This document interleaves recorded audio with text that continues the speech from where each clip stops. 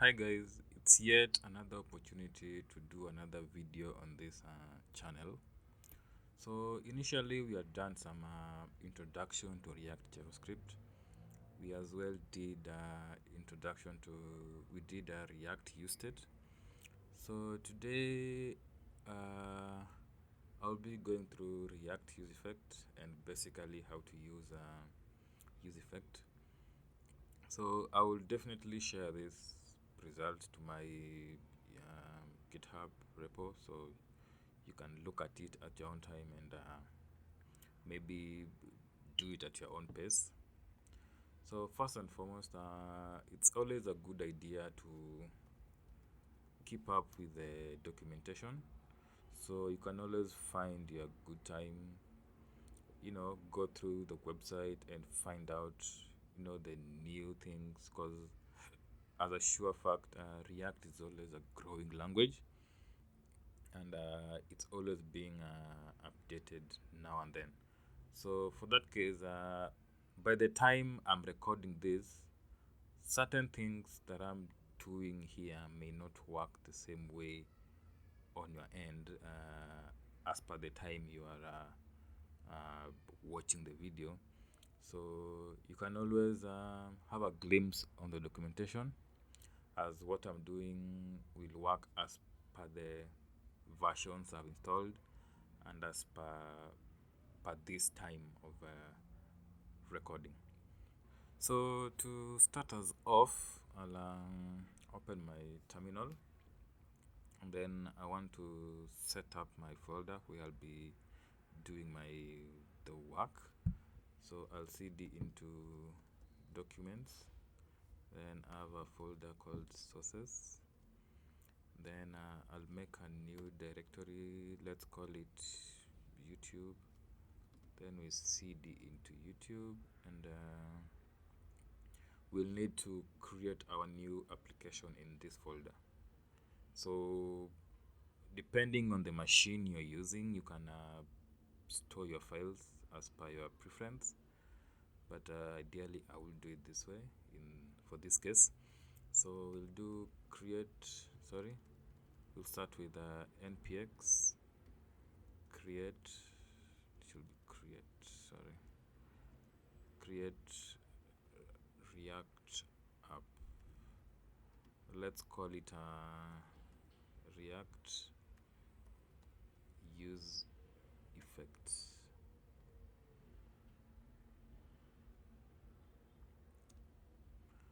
So this ideally, we'll just say yes. So this ideally will download and install some auto-generated packages for us, and for the prerequisite here, your machine should be having a Node already installed, because you need Node to run this process. And so we'll give it a while as per according to how fast your internet is, and once it's done we can resume. So once our application is successfully installed, we will need a code editor to work on our program files and the code. So in my case, I'll be using Visual Studio Code, but feel free to use what you are much comfortable and much productive with. So I'll simply cd into my React Useffect folder and open this in the Visual Studio Code. So ideally, before you ever start like coding or writing your code, it will be very much advisable to like have a clear thought process, and ideally get to know what you want to achieve with the code, at least to avoid back and forth, and also minimize in error and long hours of debugging. So ideally, being I would say a short single page application, we may not need so much thought process, but ideally in a big application you need to go through lots of discussions and agree on ways of organizing your code, on how you will collaborate together, such and such. So ideally, in this short video, our main goal is to simply demonstrate how to use React Useffect. Uh, in this case, we'll be doing let's say we'll be fetching data from an external API, and we'll use that data and display it onto a single web page. So our final product, the moment we are done with this course, should be something like this. So we'll be getting this data from an external API, from a fake store API. I don't know if you've heard about it. So we'll be requesting the data and displaying it on this single page. So with that brief discussion, we can get into our code. So ideally, when you first install a React application, you'll find a bunch of auto-generated files and folders. So ideally, most of our work will be in the source folder, and some of these files may not be very necessary now, as we may not need them. So ideally, personally, I usually prefer deleting them and just starting with a clean folder. So I'll select all of them,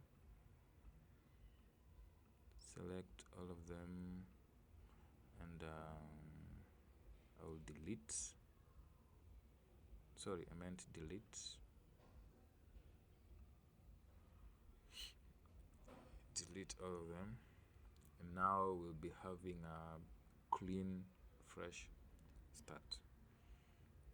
So ideally, in a React application, we must have the app.js. So ideally, this is where we will load our whole application onto, and then we will have the index.js. This from the name index, this is the file that runs when we start our application. So this is where we mount our root application onto. Ideally, you can watch our previous video on introduction to React JavaScript, as you'll get a much better understanding on the files and how they work. So as we intend to work with let's say products, I would also have a file called products.js. So being such a small single page application, I would minimize the number of files, at least for a much cleaner and organizable code base. But ideally, if dealing in a very big application, we will have a number of folders, components, and it all depends with how big or small the application is. So ideally, first of all, you can install an extension called ES7, the React snippets. So this ideally helps you to auto-generate some code on React components, so that you don't have to start writing things from the ground up. But if maybe this is your first time writing React, I'll suggest you you kind of get used to the language and write them from scratch. So you can install this and you can get started. So we'll start with products.js. So I'll say RAFCE. So sorry, should be single A, FCE. So this one means import React, then give me an arrow function, and once you're done, export the function. So we'll get an already auto-generated code for our component. So ideally, we'll all the code related to the products will live here, and then we will have our products rendered on app.js, and then the app.js will be rendered onto index.js. So on our app.js, we'll have the same RAFCE. So we'll have to import products. So ideally, I have the auto import extension, so it does auto complete that for me. And then we'll have to render the products over here. Let's have react dot fragment, then we'll have products over there. So ideally, our app.js will be as simple as that. Okay, allow me maximize that. Our app.js will be that simple, and then we'll go over to our index.js. So here we may not do the short form of RAFCE. So here we'll have to import, let's have IMR import React, and then we'll have to import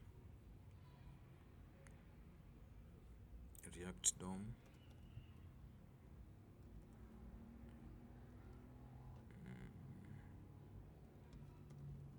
Import React DOM from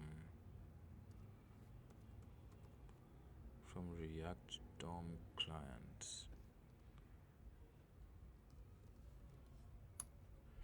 Okay, and then we'll have to import our app from app, and then we'll have our root element, sorry.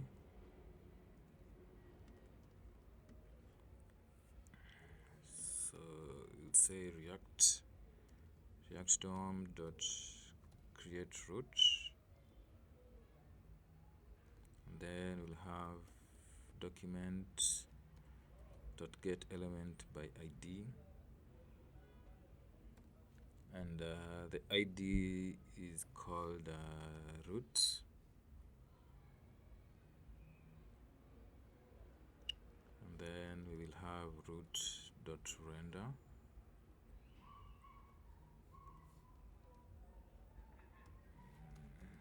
let's have react dot strict mode, and then we'll have our app over there. So ideally, that will be our app, our index.js will be that simple. So you can say we can have a look at our application as it is at the moment. Of course, there isn't much. So we'll open our terminal, and I'll run npm start. So this will build our application and open a live view on port 300. So I'm using Google Chrome. You can as well use your most preferred browser. So at the moment we only have a H1, I guess. We only have, so it's a div on our page which says products. So we are supposed to build our application off from that. So we will get over to, let's close this. So we will get over to our products.js, and we need to write the foundation HTML. So ideally in this course I won't speak much about the CSS. I'll leave a link down on the description for you to copy the CSS, and then we'll be using semantic UI. semantic UI React. Maybe if you've heard about it or if you've used it. So we'll be using the CDN link version. So we'll simply copy this link.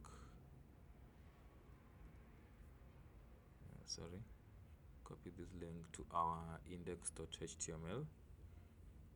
Copy it over here.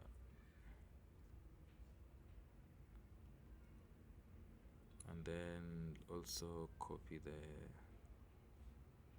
script. Could put it somewhere here.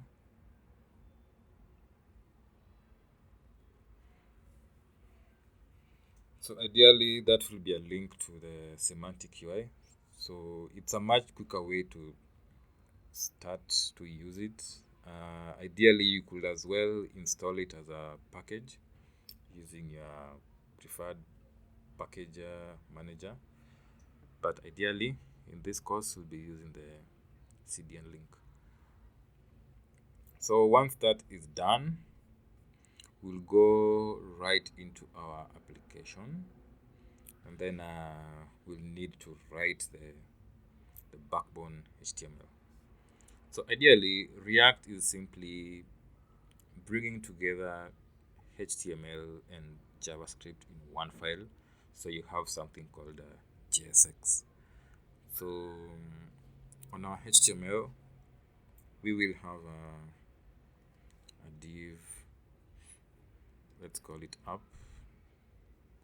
So all classes, this should be class name, and then inside our div let's have another div with the class UI, class fixed, and class menu. Okay, I'll come fix this class. I'll fix them all at once later. And then we'll have another div. Let's give it a class UI, class container, and class center. And then here we'll have our, could give it a, let's call it all shop. So let's have that as class name. Class name. So if we have a look at our page, it has that real-time loading. So we have that our first navbar with the heading as a all shop. So in addition to the semantic UI CDN link, we'll also have a CSS file. So we'll have a style.css. So this may not be so much into CSS and CSS classes, so I'll leave a link in the description where once you get to the link, you'll go to SRC, go to Useffect, and you'll get the style.css here. So just copy the styles and paste them over there. Then go back to our products, the JS, and import it over here. Styles.css. Yeah, that should be okay. So after that, we'll continue with our HTML, but I would prefer to have this side by side. So we'll have that to the right, then you have this to the left. So ideally we can see it real time as we work on it. Okay, so we now have our header, could be our navbar or something. So after that we'll have another div, and we give it the class of UI, give it grid, give it container. Remember this should be class name, and then inside the div we'll have ideally this is the container of a single product. So inside this we'll have another div and give it a class of 4, give it wide, then give it column,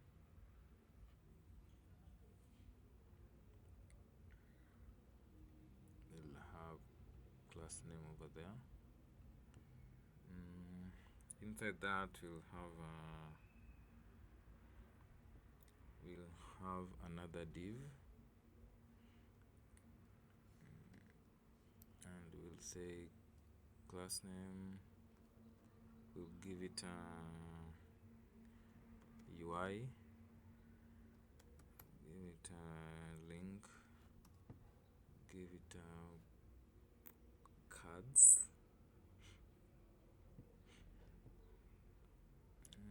then inside that we'll have another div with class name card. Then inside that we'll have image,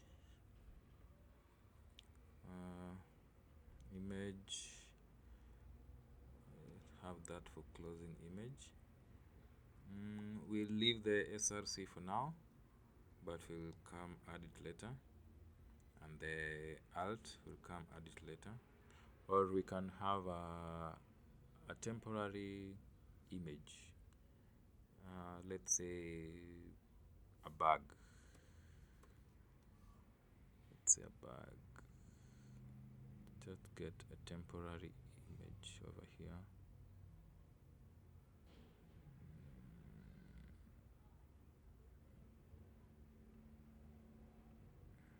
Let's copy link address. Then let's have src. Let's have that as temporary for now. And then alt, let's say product. And then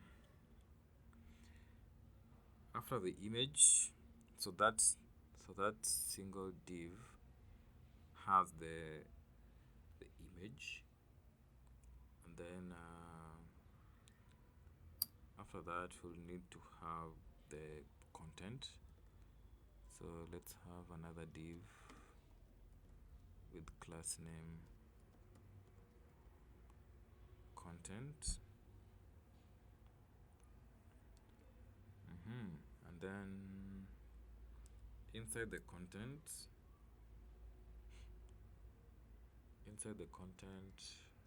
we'll have another div with class name, let's give it a header, let's call it what name should we give it? It was called okay, this is too long. Let's just call it a bug over there. And then after the header, let's have the price. So let's have this and copy it down. So here you'll have the class name should be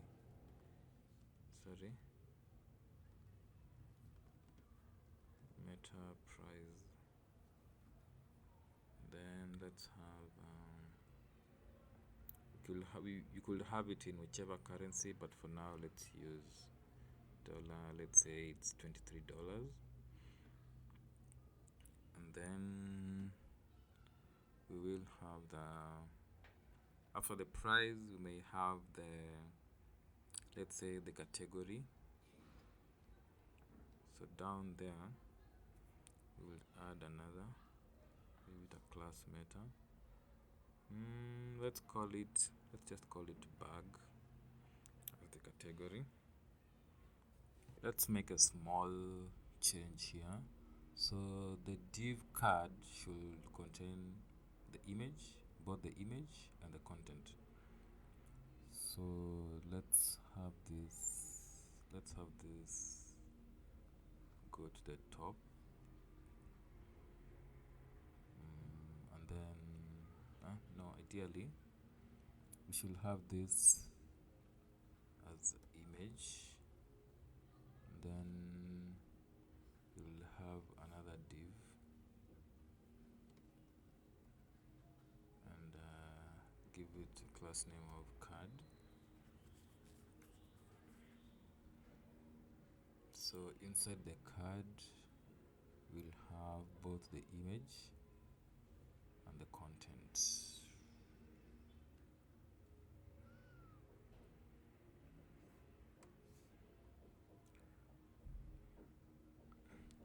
Yeah, the image looks a bit unstyled, but we won't be using it either way.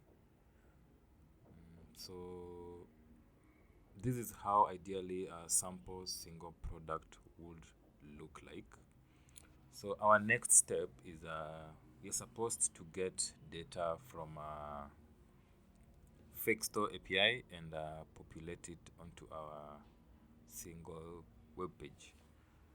So I'll go back to our full view because we need to go to, let's go to Fake API.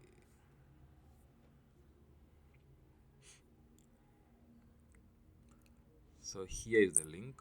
So we are going to fetch these endpoints, and with these we are going to get a list of 20, a list of all this list. It's about 20 products. So with that, we'll go back to our VS Code, and in this case we'll be using Useffect. So I'll add here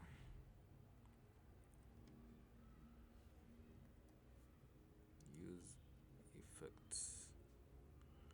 So immediately before our return, we'll have use effect, then an arrow function.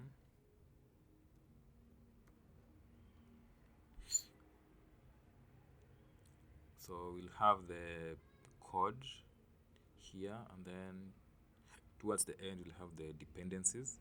But in this case, we'll have an empty list for the dependencies. That's to mean that it will run only once immediately our application is mounted. If we wanted uh, our code to react to some updates, then we will have a list of certain variables we are tracking to trigger the use effect. So we'll be using fetch.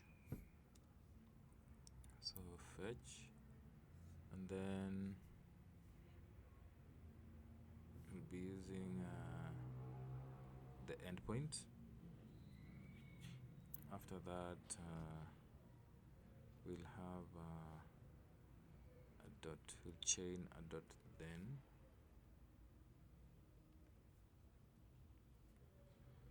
Let's have it down somewhere there. Let's have that there. So we have the response. Then let's say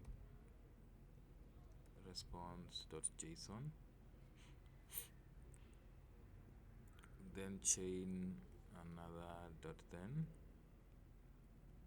Then here we'll have data. We can console the data for now. Just have a look at it.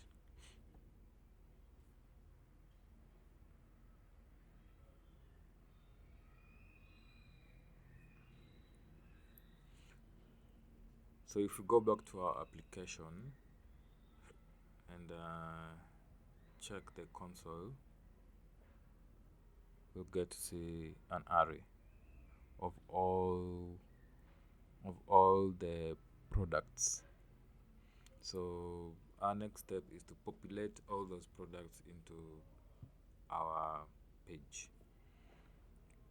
So in that case, we'll need to use state for us to hold the data in some state and then populate it to our page.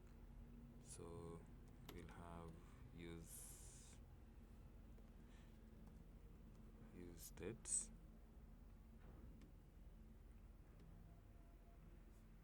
So right here we'll have const. Let's have products and set products. Our initial state will be an empty list. So where we are console.logging the data, we'll have set products to data.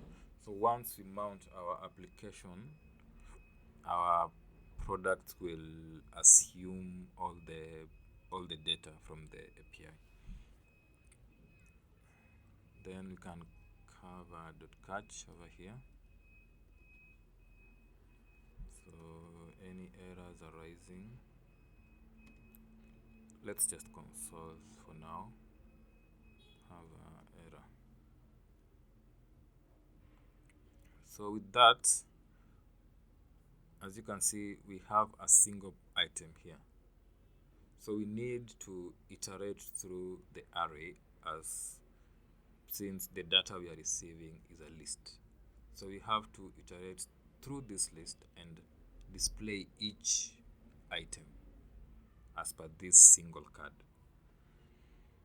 So we will use the .map property of an array. So if you come over to our HTML, this here houses the entire page which has all the products. And then when you come to the immediate div, this one, now this is the single product. This is what we are having multiple times. So we'll simply come here, and now here's where JSX comes in. We'll do products. We have to check if we have any products.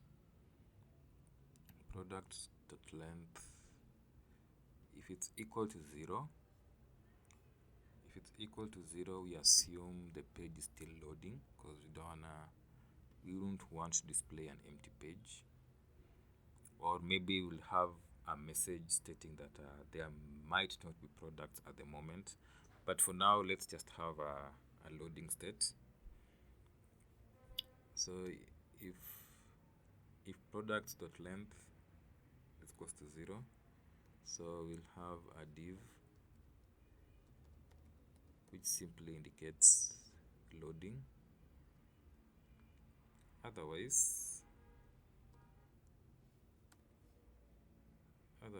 we will have products.map.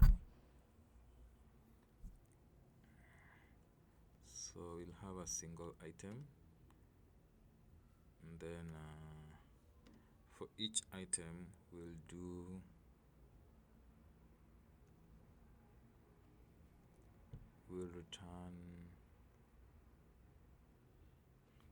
return this HTML. So let's have that up there.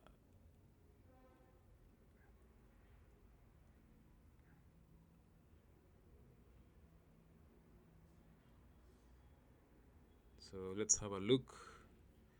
Yeah, so because we had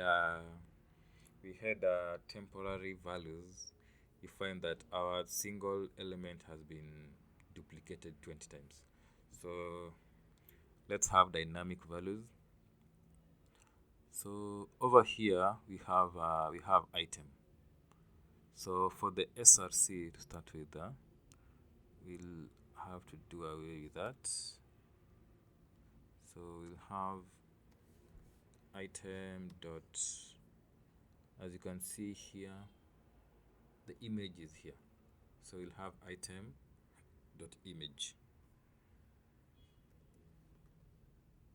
for that. So you can confirm that. You can see dynamic for each product, and then we'll have item should be name, if I'm not wrong. Is it name? No, it's title. Item.title. Then for the price, it's item.price. Yeah, no currency indicated, so it depends on the data. So we'll have here item.price, and then for the category, item.category.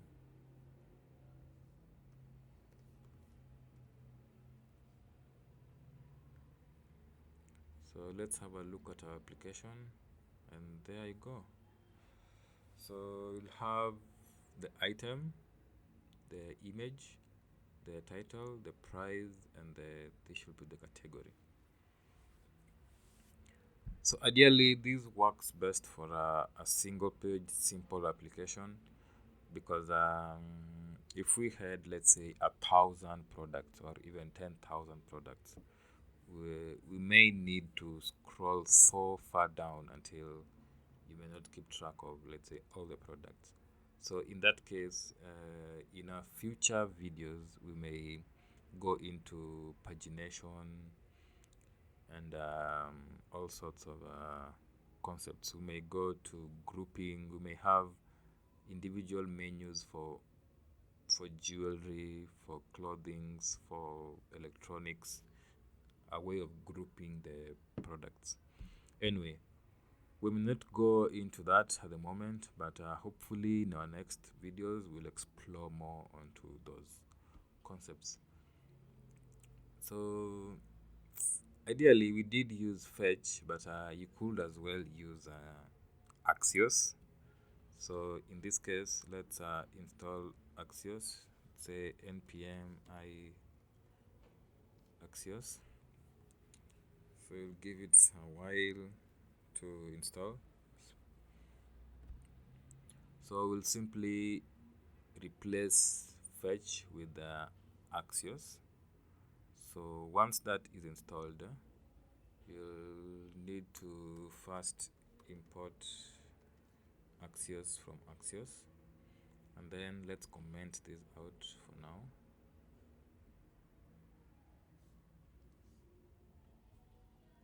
And then we have let's have Axios .get. So we'll use the same endpoint. Then we'll have .then. We'll have the response. So we'll set products to response.data. Then catch some errors in case there could be. Have so for now, okay, we'll do with this. We don't need this. So we'll have let's just console for now error, and ideally nothing should change because we just replaced fetch with the Axios to still work as it was in the beginning. So ideally this was a very brief demonstration of a Useffect. Big applications may get much more complex as compared to this one, and I'm hoping we'll get to explore more, get to build our own backend APIs, and marry it together with our front end and get to see how it works. So thank you all for watching, and I hope to see you soon in our next video.